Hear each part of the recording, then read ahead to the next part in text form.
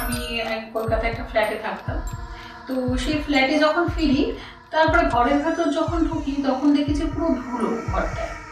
ধুলোও রাখলাম সেটা বুঝতে পারি যে এই জায়গাটা এখান থেকে একটু সরেছে। লাইটটা যেই অফ করছি মনে হচ্ছে ঠিক এতটা ক্লোজে, মনে হচ্ছে 2-3টে মাথা যেন মনে হচ্ছে আমাকে একটু ক্লোজলি দেখছে। রান্না করতে করতে মনে হচ্ছে পেছন দিক দিয়ে কেউ একজন দেখছে, সবসময় আমাকে কেউ ওয়াচ করছে, কেউ আমার পেছনে দাঁড়িয়ে আছে, কেউ মনে হচ্ছে একটা ফু দিচ্ছে, ঘাড়ের কাছে মনে হচ্ছে একটা কেউ ফু দিচ্ছে। তারপরে যখন আমার হাজব্যান্ড কাজে চলে যাচ্ছে, আমি যখন একা থাকছি, মানে বাথরুমে কোনো কল চলছে না, বিশেষ করে মানে কল থেকে যেমন হচ্ছে না ঝরঝর করে জল পড়ছে, কেউ যেন হচ্ছে শাওয়ার চালিয়ে রেখেছে। মানে একটা ড্রেসিং টেবিল আছে ঘরে, ড্রেসিং টেবিলটার সামনে আমি সাজছি আর কি।